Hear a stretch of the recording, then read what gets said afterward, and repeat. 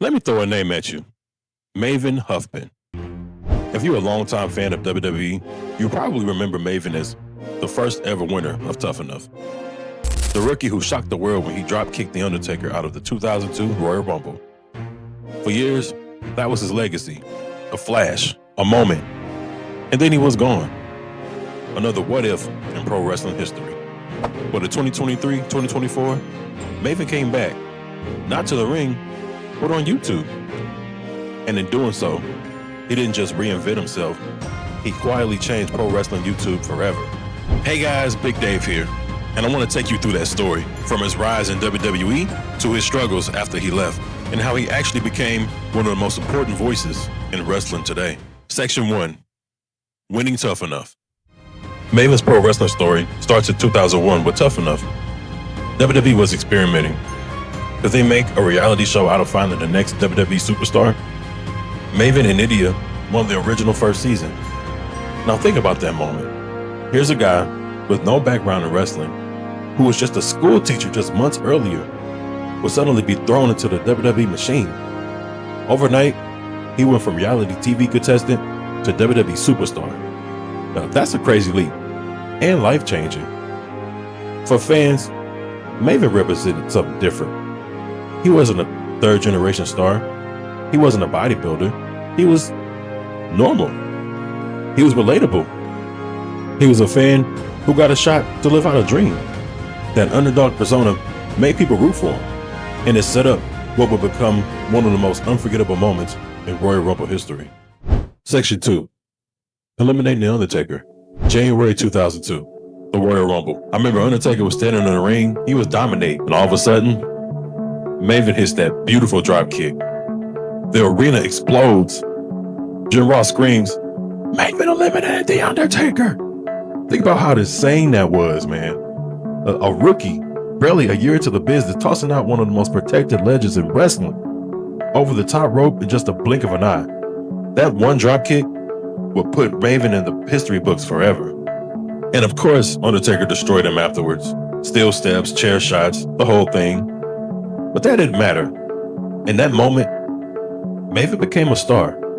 And it's that moment fans never forgot. Which is why 2 decades later, when he appeared on YouTube, people clicked because they remembered. Whether you were a kid or just a teenager like myself at the time, that one dropkick was the moment Maven became unforgettable. Section 3, the WWE run that could have been. Maven's WWE run had flashes of brilliance. He beat The Undertaker on SmackDown with a little help. He held the Hardcore Championship multiple times. He teamed with guys like Al Snow and Bubba Ray Dudley. But here's the truth. WWE never fully invested in him. He wasn't a priority. He was just the rookie reality show winner, always somewhat on the outside. In another era, maybe Maven could have been built into a mid-card staple, even an Intercontinental Champion. Instead, he became an afterthought. And by 2005, he was out of there. And just like that, the dream ended. For many fans, Maven just became a trivia question. Who eliminated The Undertaker in the Royal Rumble in 2002? Section 4, Life After Wrestling. Leaving WWE wasn't easy. For Maven, it meant starting all over. Like so many wrestlers, he struggled finding purpose. He dabbled in indie appearances and dabbled in acting a little bit. He even worked as a TV host for the Home Shopping Network. But behind the scenes, he had his personal battles as well. In 2012, Maven unfortunately was arrested for doctor shopping, getting prescription painkillers from multiple doctors. He checked into rehab. He admitted later that painkillers had taken control over his life. This is part of Maven's story that gets overlooked. The heights of WWE followed by deep lows, and for years it seemed like Maven would just fade away, remembered only for the Undertaker elimination. Section 5, the Reinvention on YouTube. In 2023, Maven started uploading videos. At first, nobody knew what to expect. Was this going to be another ex-wrestler ranting? Another podcast clip dump? But Maven did something smarter.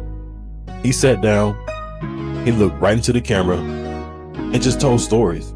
Stories about The Undertaker, about paydays, the grind, the mistakes, about life after WWE. And here's what made it special.